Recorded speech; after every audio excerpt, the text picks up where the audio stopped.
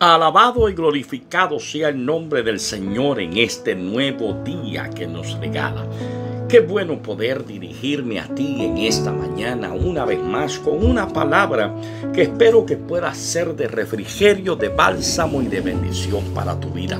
No acostumbro nunca decirlo, pero siento en esta mañana compartir esto contigo. Si alguna palabra de todas las que hemos compartido a lo largo de todo este tiempo te ha sido de bendición, simplemente escríbeme si tienes algún testimonio, si tienes alguna vivencia y quieres compartirla. No estás obligado a hacerla, pero si deseas compartirla para que podamos disfrutarla. Creo fielmente que la palabra del Señor nunca tornará atrás vacía y hará el cometido para el cual ella ha sido enviada. Así que en esta mañana, si sientes a lo largo de todas las reflexiones que hemos podido compartir contigo, sientes compartir alguna experiencia, algún testimonio breve, simplemente escríbenos. Si no tienes problema en que otros lo lean, puedes hacer tu comentario en el mismo canal donde reciben esta reflexión, Bendición Digital, o simplemente pues si estás en el chat de WhatsApp donde compartimos también estas experiencias, pues puedes compartirla. Como dije hace unos momentos atrás, no es obligatorio, simplemente me gustaría, en la medida que tú desees compartirlo, alguna experiencia que Dios te haya permitido tener a través de alguna de estas palabras. Como quiera, si mantienes ese secreto en tu interior, lo más importante es que la palabra te haya alcanzado en algún momento dado, te haya bendecido, y mi deseo es que continúe así haciéndolo para la gloria del Señor. Tengo un tema en esta mañana que quiero compartir contigo, un tema muy interesante, porque quiero hablar del Dios que responde antes de que clamemos. Así que ese es mi tema en la mañana de hoy. Voy a tratar de ver si más frecuente comienzo a decir el tema, aunque ya está escrito cuando comienzas a escuchar el audio, pero es el Dios que responde antes de que clamemos. Y voy a la letra del libro del profeta Isaías, capítulo número 65 y verso número 24, que dice: y antes que clamen, responderé yo, mientras aún hablan, yo habré oído. Quiero compartir ese pasaje bíblico, como en otras ocasiones, en una versión diferente, y regularmente utilizo la versión de la traducción del lenguaje actual, y quiero compartir esa versión en la mañana de hoy, que dice de la siguiente manera, y quiero que la compartas conmigo. Escuches esta palabra en la traducción del lenguaje actual para la gloria del Señor, que dice de la siguiente manera en el día de hoy. Dice la palabra del Señor en esta hora maravillosa: antes de que me llamen, yo les responderé. Antes de que terminen de hablar, ya les habré escuchado. Qué hermosa es la palabra del Señor, y no solamente qué hermosa es la palabra del Señor, sino qué maravilloso es el Dios que tú y yo servimos. Hay cosas que hacemos en nuestra vida cotidiana. Como padres, hay cosas que acostumbramos a hacer. Personalmente, en los momentos donde tengo que llevar a mi hija a cuidar, preparamos, mi esposa y yo, principalmente ella, pues prepara lo que se va a llevar al área donde la cuidan, sea en casa de su abuela, que sea en casa de su tía, y tratamos de que tenga todo lo que nosotros entendemos que ella necesita para ese diario donde ella estará a cargo de otra persona. Así que hay una historia de una madre que le correspondió recoger a su hijo, no en el cuido, sino en el colegio donde estaba estudiando.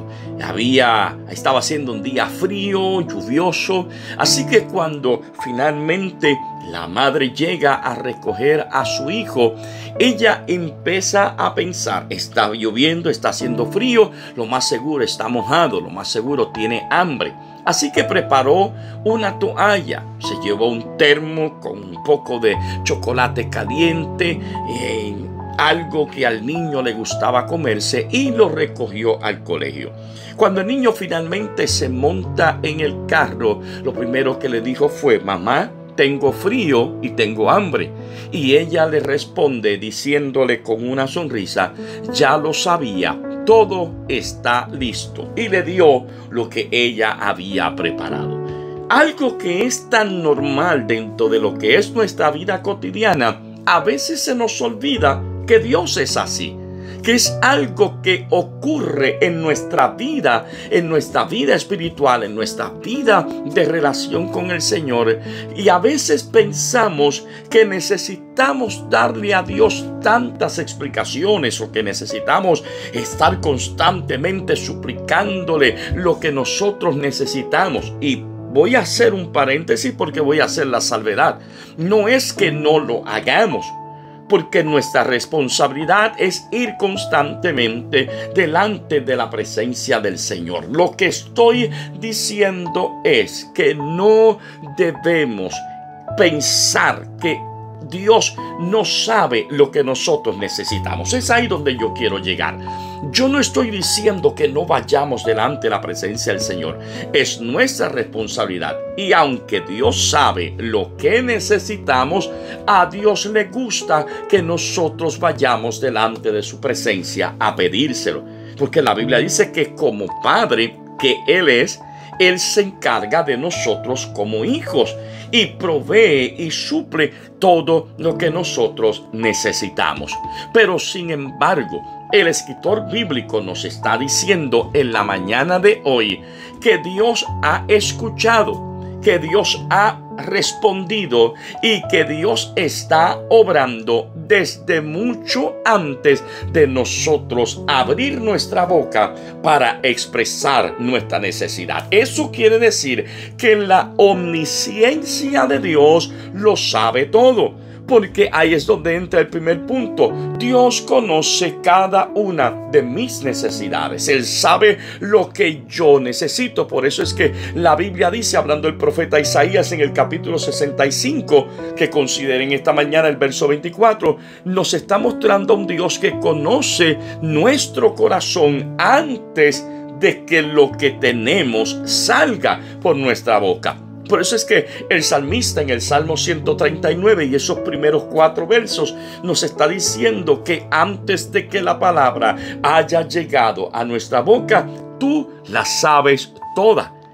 Cuando el Señor le enseñó a orar a sus discípulos, sabe, él estaba en ese capítulo 6 del Evangelio según San Mateo, verso número 8. El Señor le está diciendo a los discípulos, vuestro Padre sabe de qué cosa tenéis necesidad desde mucho antes de que vosotros le pidáis. Cuando Dios habla con el profeta Jeremías, que es un pasaje bíblico que he mencionado en alguna que otra ocasión, Dios le dice al profeta, antes de que te formaras en el vientre, ya yo te había conocido. Tú y yo podemos orar en confianza. Tú y yo podemos acercarnos en confianza a la presencia de Dios a expresarle, pero con la seguridad de que ya Dios lo sabe, de que ya Dios la conoce, porque Dios está pendiente a cada una de nuestras necesidades. Lo que Dios quiere que tú y yo entendamos es que Dios no necesita palabras elocuentes. Dios no necesita oraciones filosóficas. Dios no necesita oraciones de mucha verborrea, como decimos en el campo. Dios lo único que necesita es que cuando tú y yo vayamos delante de su presencia, vayamos con un corazón sincero. Porque la Biblia dice que un corazón contrito y humillado jamás Dios lo despreciará. Lo segundo es, y yo quiero que entiendas este punto que voy a tocar en este momento. Dios desea que nosotros tengamos relación con Él. No que nos acostumbremos a pedirle y no a relacionarnos con Él. Déjeme explicar eso rapidito. Muchas veces caemos en el error de que cuando hablamos con el Señor, cuando oramos con Él, simplemente estamos de un solo bando, el nuestro. Dame, yo quiero, yo necesito. Y pensamos que la oración todo depende de mí. Pero lamentablemente la oración es un camino, es una puerta, aleluya, que Dios abre para que yo pueda relacionarme con Él. Es como la anécdota que en una ocasión utilicé, y si no lo utilicé en una reflexión, lo comparto, tal vez fue en un sermón, de aquel anciano que se convierte al Señor en las postrimerías de su vida. Y preocupado un día le dice al pastor: pastor, yo no sé cómo orar. Y el pastor le dice: orar es hablar con Dios. Tú hablas con Dios como si hablaras con tu mejor amigo. Y el pastor le dice: mira, la manera más sencilla para explicártelo es de la manera siguiente. Tú hablas con un amigo, pues cuando tú vayas a orar, pon una silla y piensa que Dios se sienta ahí. Y comienza a hablar como hablas con un amigo. Pasa un tiempo y aquel anciano enferma.